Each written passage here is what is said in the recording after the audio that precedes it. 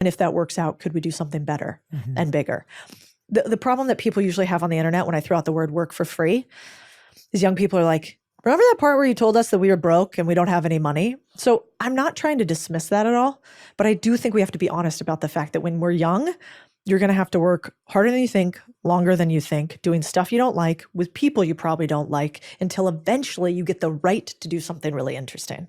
But like, you don't die in your first job from it being really hard and challenging. You die from the absolute monotony and the low level tasks you have to do for basically pennies on the dollar. Yeah. Definitely. Absolutely. I fully agree. Let's say someone's 30 years old. Yeah.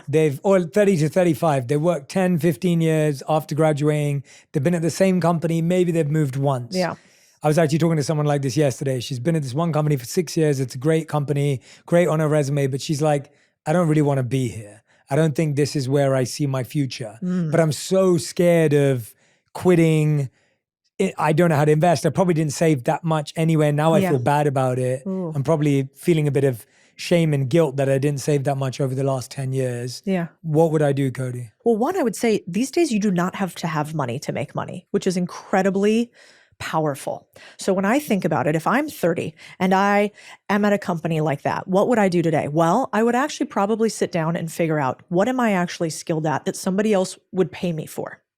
Once you know what somebody else would pay you for, which is really just like, do people ask for your opinion on this? Could you actually get jobs in this space? If it was me, because I'm kind of unemployable, like, you don't want me to work for you. I got my own ideas. I want to do things this way. If she's like that, then what you want to do is you want to try to partner with somebody where you can be the solution to their problem.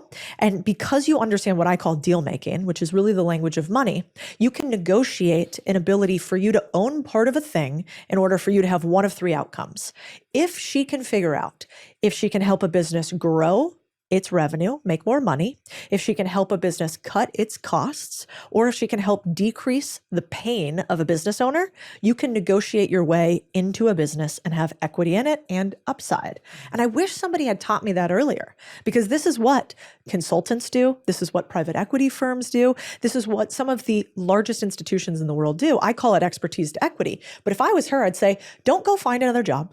And if you don't have a brilliant idea that you're like, I would die for the want of creating this thing in the world, if you have that, please go do it. But if you're like, I don't have that, I just want to make money and I want to feel respected and I want to feel like my skills fit somewhere and I'm able to have an outsized income. If that's you, then I think you should try to value your skill set.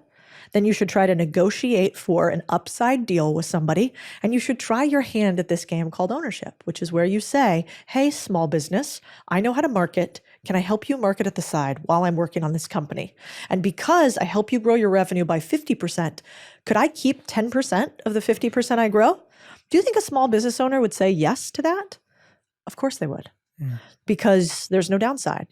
And I think more often than not, we think that the only risk you can take in making money in business is putting your own cash down. That's a risk. Or starting a business, aka dedicating your life to something. And the last part I'll get a little statistic on us is 90% of startups fail inside any rolling 10-year period. We know that statistic.